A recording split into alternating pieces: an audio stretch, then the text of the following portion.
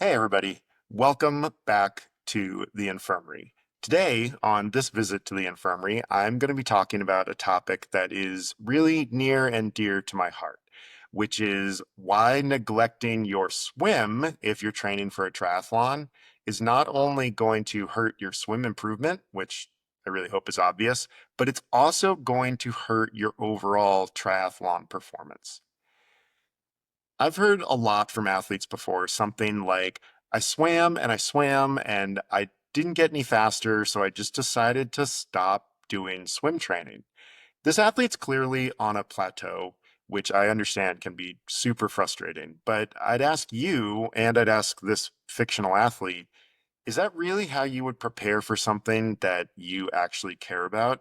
And I don't think it is. And so probably this athlete doesn't just like despise swimming, though there are certainly some triathletes out there that really don't care for swimming, in which case I say like, hey, duathlon is like right over there and it's a great sport. So maybe you should go do that. But also, that frustration usually comes from a lack of information and a lack of clear and actionable advice that athletes can actually use to improve their swims. So, today we're going to answer that. Why should you train for the swim portion of a triathlon, even though it's the smallest percentage of the race? And if it seems like actually training for the swim doesn't seem to change anything for you. And so, ideally, by the end of today's pod, you have some ideas about what you can shift in your training in order to actually get off of that plateau and begin making progress towards your goals. So, if we think about the distance for sprint and Olympic, the swim is about 3% of the total distance. And if we're talking about a half or a full, it's about 1.5%. So it's a really small amount distance wise.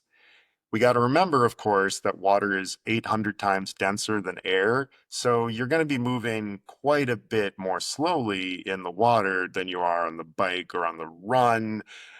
You probably know that already, but the actual percentages that we're going to get into for half and full, it's about 10 to 12% of the total time that you'll be out there. And for sprint and Olympic, it's a little higher. It's about 16 to 17%. So it really is a very small amount of the total race distance. But I think that triathletes should be spending about 20 to 30% of their total training load if you don't have anything standing in your way, like you don't have any pools in the area and you got to do all of your training on a Vasa trainer or something like that. I'll explain why your swim volume should basically equal your run volume when we get into the second part of the show, but I don't want to get too far ahead of myself. So here's what is on the menu for today. So first, we're just going to take a quick little detour into what does effective endurance training look like in the first place across all sports. Then I'm going to talk through the consequences of poor preparation. So if you are that athlete that is just skipping your swim training, what you can expect when you get to the race. And then finally, I'm going to give you some recommendations to shape your own training so you can get off of those swim plateaus once and for all. Okay, part one.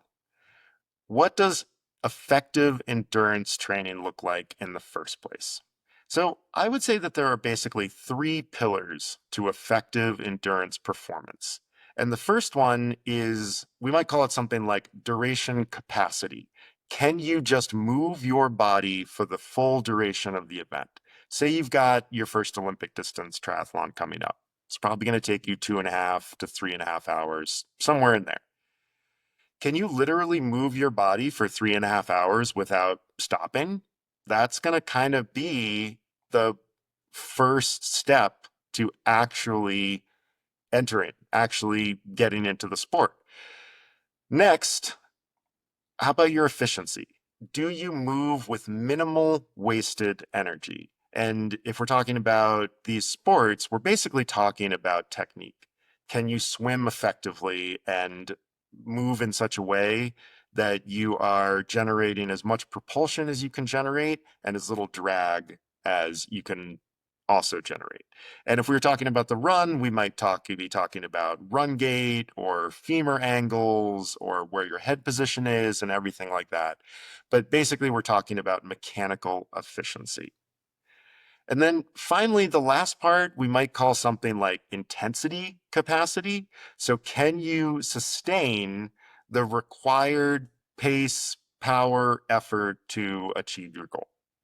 Okay, to illustrate this, we're actually going to kind of step out of the world of endurance sport and do something that probably for most of you is going to sound pretty easy. And I call this the coffee shop example. So I want you to imagine walking 15 minutes each way to a local coffee shop. So about a total of 30 minutes of continuous effort. Maybe you get there, grab a cup of coffee, walk home. Most of you listening to this would describe that kind of effort as trivial. And it would be trivial because you can probably walk easily for 30 minutes right now. Your walking efficiency is going to be pretty high because you've spent most of your life walking. And maybe walking at a pace of 2 to 3 miles per hour for 30 minutes is well within that intensity capacity. But now I want you to think about what would happen if one of those elements were absent. You know, what if you can't walk for 30 minutes straight? Then you're going to have to basically walk train until you can walk for 30 minutes straight. Maybe your walking technique isn't awesome and you need to go see a walking coach or something like that to actually get you to walk more efficiently. And then you might need to develop some of that intensity capacity. So being able to sustain the pace that you want to walk at for that whole 30 minutes. And, so maybe you can walk for 30 minutes, but you can't walk for 30 minutes yet at 3 miles an hour. So, maybe on your next walk to the coffee shop, the first 5 minutes you walk at 3 miles an hour, and then you walk easy for 2 or 3 minutes. You walk at 3 miles an hour for another 5 minutes, and then 2 or 3 minutes easy. Does this sound like something Yeah, it sounds like an interval workout, and we're going to get into why that is. And what the goal of any endurance performance is that it's going to cost you something, but it's not going to cost you everything. And because if we think about the whole race, the entire race is the thing that's going to cost us everything. But if this walk to the coffee shop is only like a portion of our day, you don't want to just walk to the coffee shop and then basically have to go back to bed for the rest of the day. That's probably not going to be a good use of your weekday. If it's your weekend, cool, whatever. That's just kind of where you're at. And to illustrate this particular example and to kind of show you why this is actually something we want to think about, I want you to think about elite athletes. So elite athletes really seem very fast, but they're using the same relative effort that you are. So they're kind of exerting themselves to maybe the same percentage of a maximum speed or maximum effort. But since they've been doing this for so long, they have such a historic base built up. They have superior technique. They've got a really high maximum speed, and they can sustain percentages of that maximum speed for a long time. That allows them to cover the same distance that you or me is going to cover in a much shorter amount of time. So what's the takeaway from this section is that proper training transforms what might be an insurmountable effort into something that's a lot more achievable. And then if we look at a professional who does this for a long time, they've like walked to that coffee shop a bazillion times before, they might be able to cover that distance in a much shorter amount of time, even though they're still walking. I don't know. Maybe this is a professional race walker and they're walking at like 8 miles an hour and they're going to get to the coffee shop and back real fast. So obviously this first section is a little bit of a metaphor where basically what we're talking about is that in order to actually achieve these events effectively, we really need the distances and the speeds that we want to swim at to be something that we can achieve. because when we get to race day, we want those efforts to be firmly achievable. So then we are the ones who are in control of deciding how hard to go. If we go to a race and swimming the distance is basically a maximal effort because we haven't trained for it or we haven't prepared for it, that's a really rough way to start your day, is by jumping in the water for a 750, 1500, 1900, 3800 meter maximum effort. That is not going to set you up well to have a solid, productive, high performing rest of your day. So let's talk about that. Part two. What are the consequences to you of ineffective swim preparation? So if we talk about, what I just said, like you show up and you're not prepared for a race, and that first leg of your race is basically maximal. Well, you know what a maximal effort feels like, right? Your body is going to let you know that it's pretty intense. So your body is going to compensate to meet this very high demand by directing more blood and more oxygen to those working muscles. So that's increased intensity. You are going to burn through more of your available fuel because when you train and race at a higher intensity, you burn more carbohydrates. Maybe as your effort goes up, maybe your technique starts to suffer a little bit. And you've probably all experienced this before, where you can swim or run or ride at a certain level of effort for a little while. But if the intensity is so high, eventually your body starts compensating and making some movements that are perhaps not totally effective or not going to get you where you're going as quickly as you want to go. So we might call that flailing in the pool. So basically, and this is a lowered amount of efficiency. So really something that we want to stay away from. So if you are working harder than you need to be, spending more fuel than you should be, and wasting energy through inefficient movement, basically you are deficit spending in terms of your energy resources for this event. So you're burning too much energy too soon, solving a short-term problem, like I want to get through the swim as fast as I can, but you are creating a much longer-term problem. If your burn rate is too high, you're going to deplete all of your energy resources before you finish the triathlon. So what does this look like in the swimming part? So maybe you don't have enough endurance built up to even swim the distance. You're signed up for a half Ironman and you have never swam 1900 meters straight. So I think you can pretty clearly see that that's deficit spending, because there's a certain distance that you have never swam beyond. It's a total question mark of whether you can actually get to that 1900 meters or 3800 meters if we're talking about an Ironman. So you are definitely going to be burning more than you've got in the tank. Poor efficiency, every stroke is going to cost you more energy, so you're going to run through your reserves even faster. So there's kind of two inevitable outcomes to this deficit spending. And the first is that there's really a ceiling of how quickly you are going to be able to finish the swim leg of your triathlon. So that's a bummer, because now we're basically in that position of that athlete that we talked about at the beginning, who's like, I swim all the time and I never get any faster. Well, that's probably because they haven't prepared effectively, because they're just swimming the same time over and over and over again. Secondly, if you swim harder than you have trained for and you're burning more energy than you have kind of set aside or budgeted for the swim, well, that energy's got to come from somewhere, and it's probably going to come from the bike. And then if you're deficit spending on the bike, you're not going to have as much energy available for the run. And the run is pretty much what is going to determine how the race goes for you. Sadly, we only have one energy supply for the whole day. It's not like we have swim energy and then bike energy and run energy. That's a little bit of a misnomer, because we are using glycogen in our lats and our shoulders that aren't really available to us on the bike and the run, but kind of starting to split hairs a little bit because there is a whole body cost of going harder than you have budgeted energy for.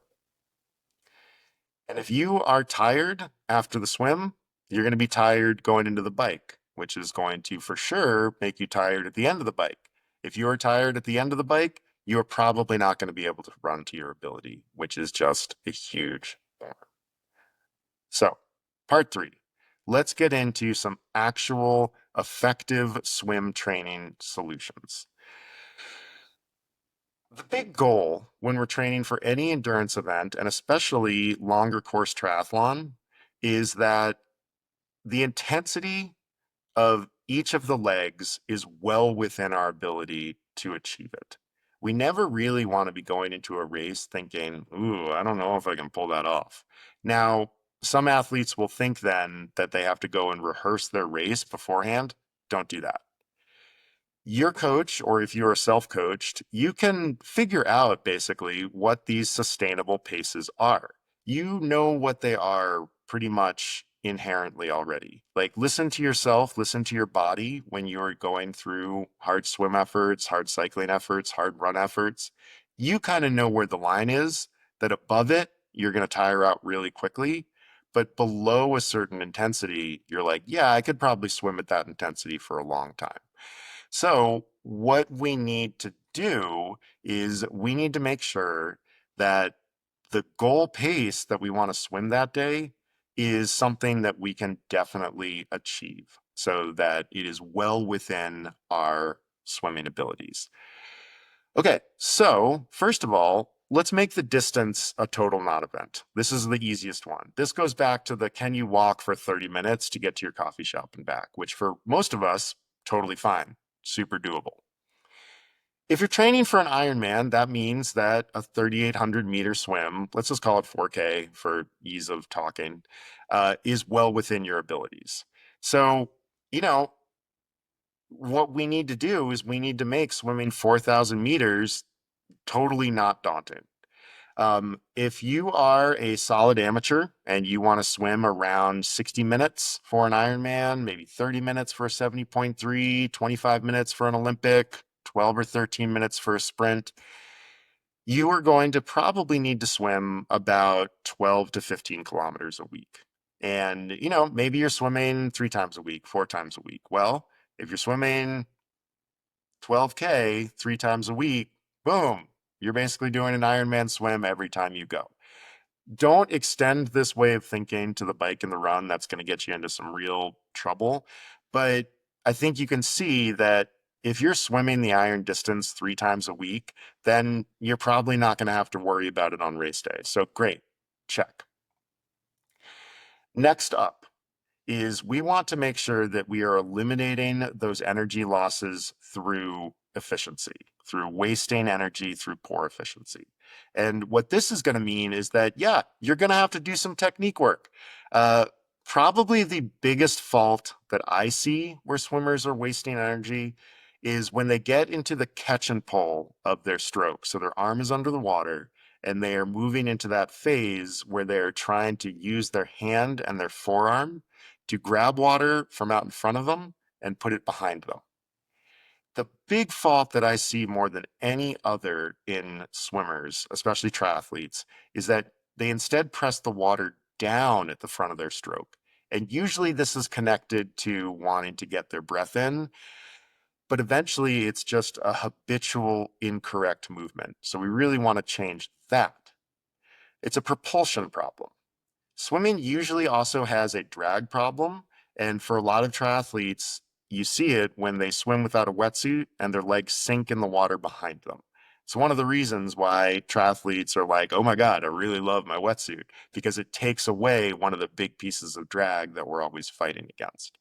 So I would really urge any of you that are serious about changing your swim is to get a swim analysis done. There's plenty of places to do it. I'll put a link in the show notes to the Swim Smooth website where you can find one of us Swim Smooth coaches somewhere in the world, and you can book a swim analysis with us. It's great. You really, really learn what is going wrong with your swimming, with your technique, and how to fix it. And then now we're getting into that kind of intensity capacity or pace sustainability part of what effective training for the swim actually looks like. And the goal, of course, is, if we want to swim an Ironman in 60 minutes, we're basically talking about swimming for 3,800 meters at a minute and 33 seconds per 100. Or if we're talking about yards, it's about a minute and 25 seconds per 100. If you just go and start trying to swim longer and longer and longer at that pace, you're going to really, really tire yourself out quickly. So maybe when you start, you can only hold that pace for 800 meters, which is going to be 12:24 is what that's going to get you. But after that, you don't have enough endurance at that particular specific pace to keep swimming, so then you start to fall apart and you slow down because you've exerted too much energy in that 800 over the course of 12 minutes and 24 seconds. So this is where we get into interval training.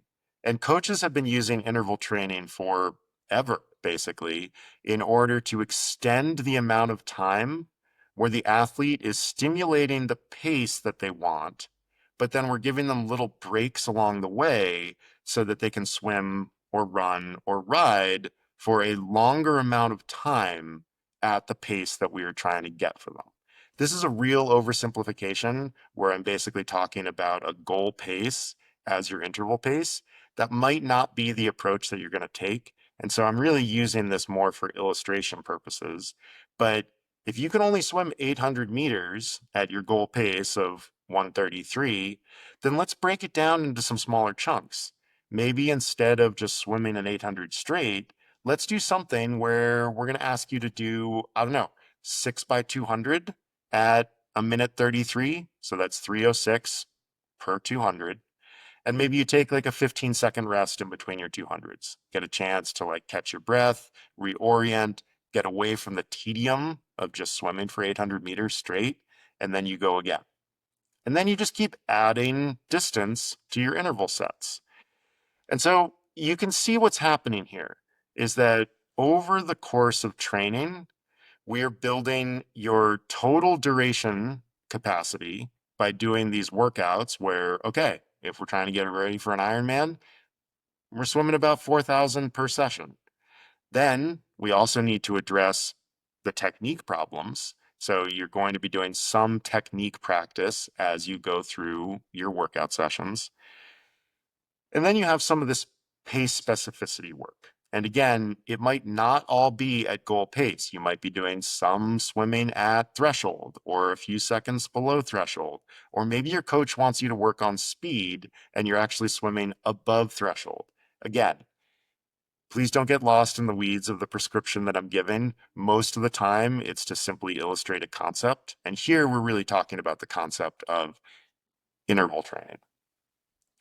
So if we do those three things, overall conditioning, technique, and our pace-specific work, then you are really going to find that your swim times are getting better. But you really do have to be consistent with it. So what does this look like in a regular week? Let's pick somebody who really is struggling with their technique and really needs to work on it. They've gotten a video analysis done. They have some suggestions. This athlete is going to complete a technique session that is all technique. It's about like 3,000 meters or so, and we're doing a lot of drills. We are checking into how we're feeling, seeing how it's going. Maybe this athlete even has a camera with them and like records little camera so that their coach can have a look at what they're doing. But one session totally set aside for technique work. Second session of the week, maybe this is a session where they are using equipment, so buoy, paddles, fins, snorkels, stuff like that, so they don't get as tired. That's what equipment does for you. Equipment removes one part of the stroke that might be making your life difficult. So if you kick too much, fins are really great because then you can kick less, but your legs don't sink. Buoy and paddles, which triathletes generally overuse, and they usually use them for going faster, which is why you see triathletes with like huge dinner plate hand paddles that are just going to destroy their shoulders over time. Um, Paddles really, again, find a way of floating your legs behind you so you don't need to use up oxygen kicking too much. And then it allows you to slow down your stroke a little bit and really get a sense if you are pressing water where you want it to go. The resistance of the paddles provides feedback to you, which can help you understand if you're doing it right. So maybe you're using a lot of equipment on a longer session per week where maybe you're swimming farther than your race distance. This is sort of like your long run or your long ride, that kind of thing, where you are really building your endurance capacity or your duration capacity just by swimming for a longer distance. And then maybe you've got a specific session where you're doing some of those interval work that I talked about earlier, where you're adding total interval duration over time, over, weeks and months, generally trying to hit the same speed or intensity, which might be goal pace, it might be a little bit below goal pace. Again, it kind of depends on whatever it is that you're preparing for, what your coach wants, and everything like that. If you have loftier goals, maybe you're a professional, maybe you're an elite amateur, something like that. Well, if you have loftier goals, you are going to have to swim more. Why? Well, let's go back to the big point of this episode. We really want the swim to be well within your capabilities, your goal performance to be well within your capabilities. In order to do that, you have to train quite a bit. And if you think about this, think about a marathon runner, something like that. Their race is 26 miles long, but if you're really effectively training for a marathon, you're going to be running many multiples of that distance per week. You might run 70 or 80 miles a week in order to get ready for that marathon. This is true even at the Ironman level. You're going to train in most Ironman training weeks quite a bit more than 3,800 meters, 180 kilometers, and 42 kilometers. You're going to be assembling a much larger mass of training volume in order to achieve that race.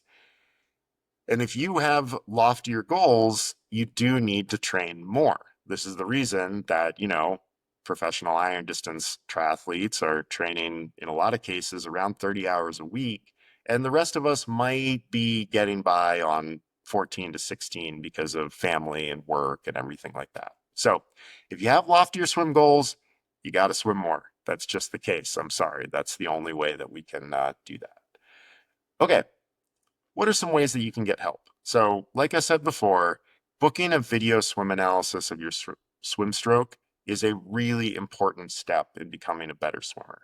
You can do it with me. You can find that on our website. You can also go to the Swim Smooth website and you can find a coach that might be a little closer to you in the world because, hopefully the infirmary goes out to all of the countries in the world, tariff-free.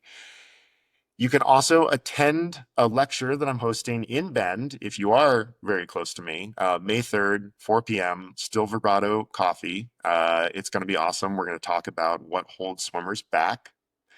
You can sign up with Campfire Endurance Coaching. Every one-to-one athlete we work with gets a free video swim analysis as part of working with us because you can't do this work without really knowing what your swimmer is up to. And finally, if you're enjoying listening to the infirmary, please share it with a friend. Be like, hey, there's this wacky guy who runs a company called Campfire, and he enjoys talking about ways to get you low-cost, actionable endurance advice. So share the podcast with them, put a note in a bottle, help me out. And you can also always find us on Instagram at campfire_endurance. Thanks for listening, everybody.